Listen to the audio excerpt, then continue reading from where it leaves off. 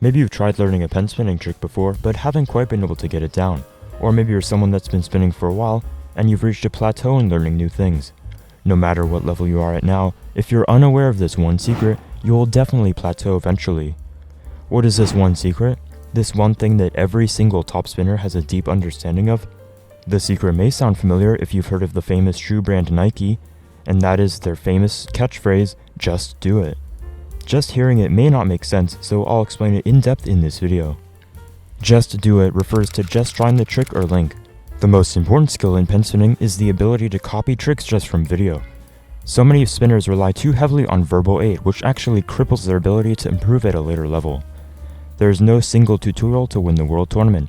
Similar to that, there is no single tutorial that will make you a good pen spinner. If you see a pen spinning linkage or trick you want to be able to do, then slow down the video and copy it. Copy everything you see, from where the fingers are placed to how the pen is being pushed. With more complex finger slots, it can be good to see what the fingers are on which side of the pen. For example, in this position, the index and ring fingers are on this side, whereas the middle finger is on this side.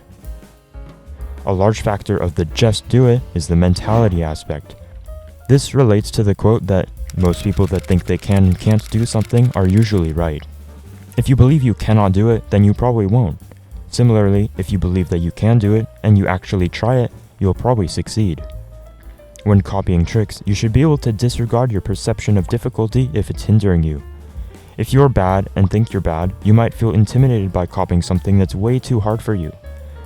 I did not have this issue most of the time, and that was such a huge factor when it came to my super fast improvement. For example, I had no idea what mitts or miss was, or how to do them, yet I found a slow motion video of the infamous Cthulhu Sonic, which is a hard hybrid between them, and when I saw the video, I thought, why don't I learn that? So I did. It took about a day of grinding over a couple hours before I was able to do it somewhat consistently. Obviously, I had awful rotations, but I taught myself the concept of mitts and miss in the span of a couple hours because I didn't limit myself to the beliefs of, oh, it's too hard, or I'm not the kind of spinner that would normally do that. I just did it. Of course, no one's perfect.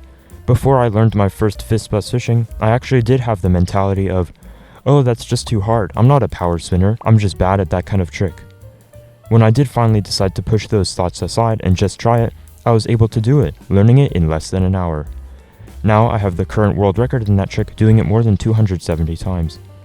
Difficulty is meaningless if you really think about it, and it's how so many of the top pen spinners stay at the top. It's a sort of compounding effect of, oh, I'm the best, so every trick should be easy for me. And then it really is easy to them because they truly believe that it is, which doesn't stop them from learning it with zero hesitation. Or in other words, they just do it. Adapt this mindset in your own spinning by copying more and more things regardless of your perceived difficulty of them. If you want to see anything else, let me know, and feel free to check out my other videos too. Also, I recently opened up a shop where you can buy pen spinning merch with shirts and clothes and hoodies and things, so check that out if you want to. It's still in development, so if you join the Spindy's Discord server, you can let me know if you want to see any future designs or anything. Thanks for watching. See you next time.